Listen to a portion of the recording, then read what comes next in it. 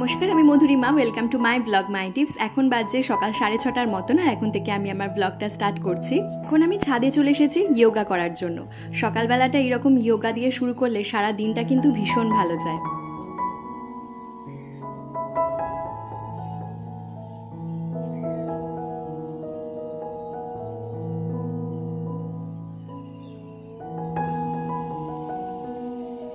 আপনারা এটা সকালবেলার দিকে কখনো করে দেখবেন, একটা ইনস্ট্যান্ট এনার্জি দেয় এবং সারা দিনটা কিন্তু ভীষণ ভালো যায়। প্রথমে যোগাসন করে যেভাবে বসে সেইভাবে বসতে হবে, যেরকমটা ঠিক আমি বসেছি। আর তারপরে ওং বলে শুধু এক নিঃশ্বাসে বলে যেতে হবে। তারপর এই যে দুটো হাত ঘষে মুখে দেওয়ার পরে এবং যে জায়গাগুলোতে মনে হচ্ছে পেন রয়েছে সেখানে দেওয়ার পরে, সত্যি কথা আমি তো এটা ফিল করতে পারি, মনে হয় যেন পেন থেকে একটু হলেও রিলিফ পেলাম আর অনেকটা এনার্জি পেলাম। সবাই চায় এরকম সুন্দরভাবে একটা দিন শুরু করতে। প্রত্যেক দিন আমারও সেটা চাওয়া থাকে, কিন্তু সত্যি কথা বলতে প্রত্যেক দিন সেটা সম্ভব হয় না। কারণ আগের ব্লগেই বলছিলাম, মাঝে মধ্যে সকালবেলায় উঠে এতটা টায়ার্ড থাকি যে মনে হয় না ছাদে উঠে আসি।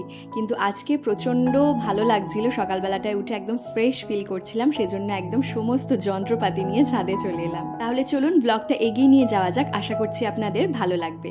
তো এরপর নিচে গিয়ে আমি ব্রেকফাস্ট রেডি করব। ব্রেকফাস্টে আজকে সেরকম কোনো ঝামেলা নেই।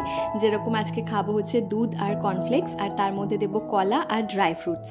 এই ঝুটঝামেলাহীন ব্রেকফাস্টটা আমার ভীষণই প্রিয়। তার মধ্যে একটু এই যে ড্রাই ফ্রুটস দিলে একটা বেশ ক্রাঞ্চ আসে এবং খেতে খুবই ভালো লাগে। আর কলাটা থাকে বলে না বেশ অনেকক্ষণ পেটও ভর্তি থাকে, তো সেজন্য আমি সকালবেলার দিকে ম্যাক্সিমাম দিনই এই ব্রেকফাস্টটা প্রেফার করি।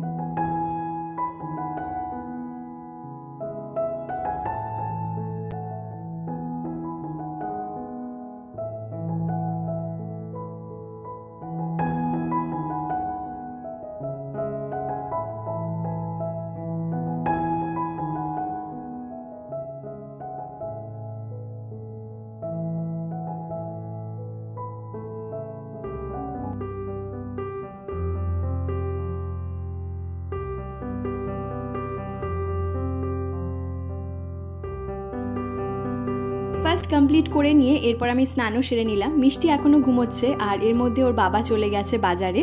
তো এর মধ্যে আমি অনেকগুলো কাজ করে নিয়েছি, যেরকম ওয়াশিং মেশিনটা অন করে দিয়েছি, আর তার সাথে সাথে মিষ্টির জামা কাপড়গুলো কেচে নিয়েছি। কিন্তু বাইরে দেখলাম একটু ঝিরিঝিরি বৃষ্টি শুরু হয়েছে, সেজন্য জামা কাপড়গুলো ড্রেন স্পাইন করে এখানেই দিয়ে দিচ্ছি।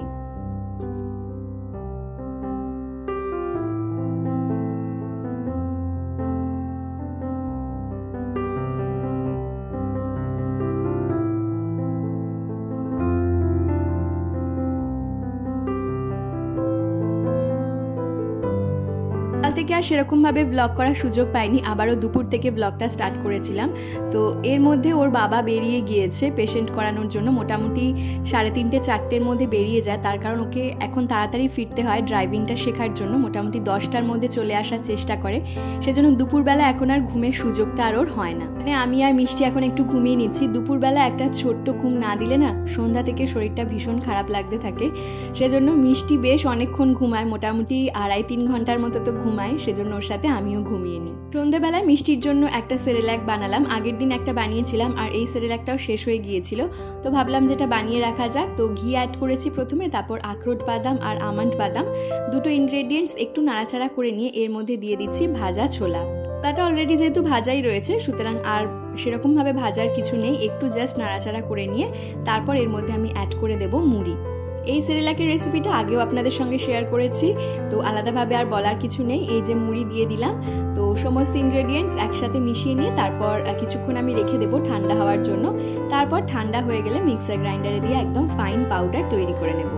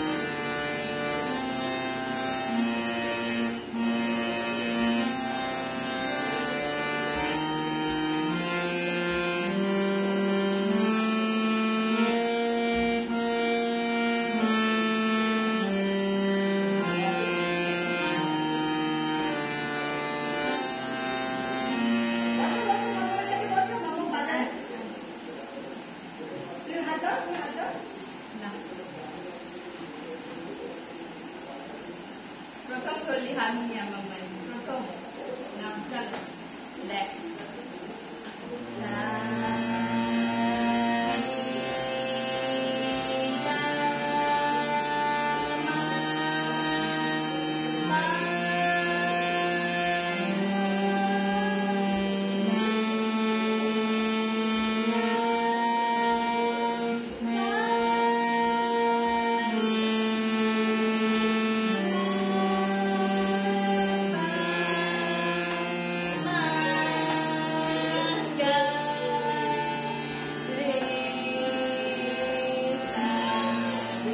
অনেক দিন পর ইচ্ছা হলো যে হারমোনিয়ামটা নিয়ে একটু বসি আর মিষ্টিকেও একটু হাতে ধরাই।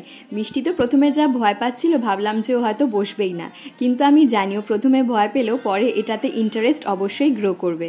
আমার দিক থেকে মিষ্টির ওপর এরকম কোনো প্রেশার থাকবে না যে আমার গান শেখা হয়নি বা আমার কাছে ইনস্ট্রুমেন্ট হারমোনিয়াম তানপুরা এই সমস্ত আছে বলে মিষ্টিকে গান শিখতেই হবে। ওর যদি কখনো ইচ্ছা হয়, যদি কখনো হাতে নিয়ে বসে বা যদি কখনো দেখি যে ওর গানের প্রতি একটু ইন্টারেস্ট রয়েছে তখন ভেবে দেখা যাবে। আদারওয়াইজ দেখি তো বাচ্চাদের পড়াশোনার যা প্রেশার, বিশেষ করে ইংলিশ মিডিয়াম মানে সিবিএসসি আইসিএসসি বোর্ডে এত বেশি প্রেশার যে এইসব মানে আদৌ ভাবার সময় হবে কিনা জানি না। তবে এর পরেও তো অনেক বাচ্চারা পড়াশোনার পাশাপাশি এই সমস্ত যে আলাদা এক্সট্রা কারিকুলার অ্যাক্টিভিটিস যেগুলো রয়েছে সেগুলোতে গ্রো করছে, সেগুলো সম্পূর্ণ নিজস্ব ব্যাপার, তাই না? আমার মনে হয় প্রেশার দেওয়ার কিছু নেই, ওদের ওপর এটা ছেড়ে দেওয়াটাই বেটার। তো এই যে ও এই জাস্ট ফিরলো পেশেন্ট করিয়ে, আবার বেরিয়ে যাচ্ছে। ড্রেস চেঞ্জ করে তাড়াহুড়োর মধ্যে বেরিয়ে গেলাম। এখন বাজে রাত 10টা, ফিরতে ফিরতে কটা হবে? 12টা। হ্যাঁ, আমাকে যে গাড়ি চালানো শেখায় সে সবসময় বলে খুব ক্যাজুয়াল। দেখো রথ নিয়ে চলে এসছে ঘরে, ভগবান। যে আমাকে গাড়ি চালানো শেখায় সে বলে খুব ক্যাজুয়াল ড্রেসে আসবেন দাদা, ওই জিন্স টিন্স পরে আমার গাড়ি চালানো শেখা যায় না। তুমি ডিনারটা করে যেতে পারতে। আমি এসে করবো, তাড়াতাড়ি চলে আসবো, তাই ফোন করে নি। ঠিক আছে? মিষ্টি খুব মিস করবে তোমাকে, ভাবলো তুমি চলে এসেছো। আমি চলে আসবো বাবা। বাবা গাড়ি চালানো শিখে গেলে তোমাকে নিয়ে সব দেখতে যাবো। ঠিক আছে? দেখুন আজকেও ঘরের অবস্থাই। যাই হোক, আমি আসি বাবা। ও টাটা। মিষ্টি এই যে আমার টিপ নিয়ে এটা বেরিয়ে যাচ্ছে। হ্যাঁ বলো না, ফোনটা নিয়ে যাও। কি ফোন?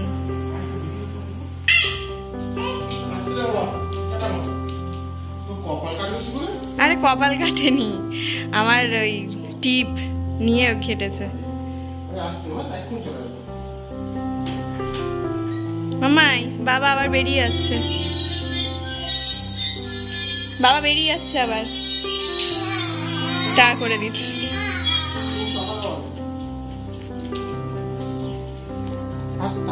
ঠিক আছে, best of luck.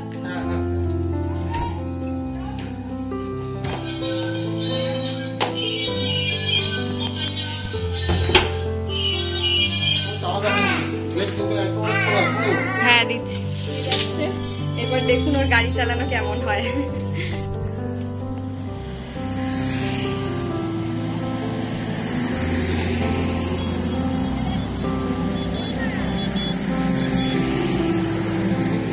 Husband bike চালাতে একদম পোক্ত, কিন্তু 4 হুইলার কখনো চালায়নি। মানে এর আগে 1-2বার হয়তো ওই একটা বন্ধুর গাড়িতে চালিয়েছিল, কিন্তু এই যে নিজের গাড়িতে যে শেখা সেই ব্যাপারটাই আলাদা। তো সেজন্য প্রত্যেকদিন রাতেই এখন বেরোয় গাড়িটা নিয়ে। ওর এক বন্ধু আছে, সে শিখিয়ে দেয় ওকে গাড়ি চালানো।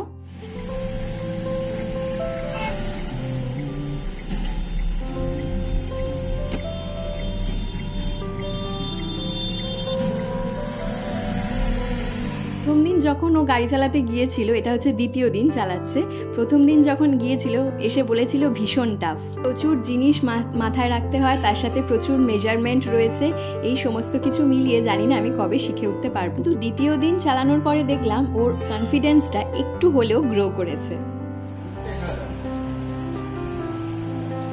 মিষ্টি ঘুমিয়ে পড়েছিল, ওর বাবাকে খেতে দেওয়ার জন্য আবার উঠেছে।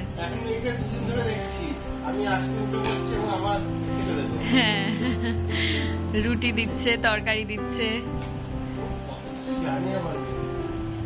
দুপুরবেলা খাইয়েও দেয় গালে তুলে।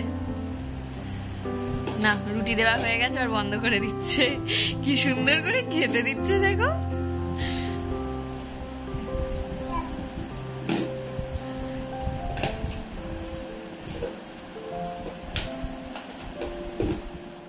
তো মিষ্টির জন্য একটা জিনিস অনলাইনে অর্ডার করেছিলাম, তো সেটা আপনাদেরকে দেখাও ভাবলাম। তারপর দেখলাম মিষ্টির এই যে খেলনাপত্র সব টেবিলের ওপর ছড়ানো পড়ে রয়েছে। তো এই সমস্ত পাউডার কেস, তারপর চিরুনি, এগুলো এখন ড্রেসিং টেবিলে থাকে কম, আমার ডাইনিং টেবিলের ওপরেই থাকে বেশি। তো যাই হোক, এটা আজকেই এলো, তো সেজন্য ভাবলাম যে আপনাদের সঙ্গে একটু শেয়ার করা যাক। মি কোম্পানির একটা লিকুইড ক্লিনজার আমি মিষ্টির বটল, তারপর হচ্ছে যে সমস্ত সিলিকনের ওর ব্যবহৃত জিনিসগুলো রয়েছে সেগুলো পরিষ্কার করব বলে কিনেছিলাম। এখানে দেখলাম যে সমস্ত খাওয়া দাওয়ার যে ফিডিং আইটেমস যেগুলো রয়েছে তার সাথে সাথে টয়েস এবং সফট টয়েস, এছাড়া ভেজিটেবলস, ফ্রুটস, এগুলো নাকি ওয়াশ করা যাবে। তো আমার মনে হয় যে ভেজিটেবল, ফ্রুটস এগুলো এমনি সাধারণ জলে ধুয়ে নিলেই বেটার, আলাদাভাবে এগুলোতে ওয়াশ করার কোনো দরকার নেই। তবে বাচ্চারা রেগুলার যে সমস্ত ফিডিং আইটেম যেগুলো ব্যবহার করে সেগুলো সপ্তাহে একবার অথবা দুবার এগুলো দিয়ে ওয়াশ করার প্রয়োজন রয়েছে। এমনি সাধারণ লিকুইড সোপে তো ধোয়াই হয়, তারপরেও একবার এগুলো দিয়ে ডিপ ক্লিন করার প্রয়োজন রয়েছে। আপনারা আমাকে কমেন্ট সেকশনে অনেকেই সাজেস্ট করেছিলেন যে মিমির অথবা লাভ ল্যাপের এই লিকুইড ক্লিনজারটা ব্যবহার করার জন্য। তো এখানে ডিরেকশন দেওয়া রয়েছে, টেবিল স্পুন নিয়ে তারপর 1 লিটার জলে দিয়ে সেটা ভালোভাবে গুলিয়ে নেওয়ার জন্য। এগুলো ওয়াশ করতে থাকি, আর তার সাথে সাথে আপনাদের সঙ্গে আরও একটা কথা শেয়ার করে রাখি। তো একটু আগের ভিডিও ক্লিপসেই আপনাদের সাথে শেয়ার করলাম যে মিষ্টি ওর বাবাকে খেতে দিচ্ছে। সেজন্য ওর বাবা মাঝে মধ্যেই বলে, আমার না খুব চিন্তা হয় যে বয়সকালে আমাকে কে খেতে দেবে, মানে যখন আমি বুড়ো হয়ে যাব, আমি তো খেতে খুব ভালোবাসি, তখন আমাকে এইভাবে রেঁধে বেড়ে কে খাওয়াবে, তখন তো তুমি অসুস্থ হয়ে পড়বে, তখন হয়তো তুমি রান্নাও করতে পারবে না, তখন আমাকে কে খাওয়াবে। তো এইভাবে মিষ্টি যখন ওকে খাইয়ে দেয় বা খেতে দেয় তখনও বলে সত্যি আমার কোনো চিন্তা থাকলো না। এছাড়া আরও একটা কথা বলতে চাইবো, সেটা হচ্ছে আমার হাজবেন্ডের আমাদের বিয়ের আগে প্লাস আমাদের পরিচয় হওয়ার আগেও ওর খাওয়া দাওয়া নিয়ে প্রচুর সমস্যা হয়েছিল। সেই জায়গা থেকেই না ও বারবার খুব ভয় পায় যে আবারও যদি সেই কন্ডিশন আমার ফিরে আসে, আবারও যদি আমার খাওয়া না হয়। তো সেই জন্য আমি বলি যে মিষ্টি আছে তো কোনো চিন্তা নেই, এখন থেকেই যেভাবে তোমাকে সামনে বসিয়ে খাবার বেড়ে প্লাস মুখে তুলে খাইয়ে দিচ্ছে, পরে দেখবে রান্না করেও খাওয়াবে। তাহলে আজকের ভিডিওটা এখানেই শেষ করছি। যদি ভালো লেগে থাকে তাহলে চ্যানেলটা সাবস্ক্রাইব করে দিতে ভুলবেন না। কেমন লাগলো অবশ্যই কমেন্ট সেকশনে জানাবেন, আর আপনার করা একটা লাইক আমাকে নেক্সট ভিডিও বানাতে অনেক অনেক বেশি মোটিভেট করবে। তাহলে আজকের ভিডিওটা এখানেই শেষ করছি, ফিরবো নতুন ভিডিও নিয়ে। ভালো থাকবেন, সুস্থ থাকবেন, ধন্যবাদ।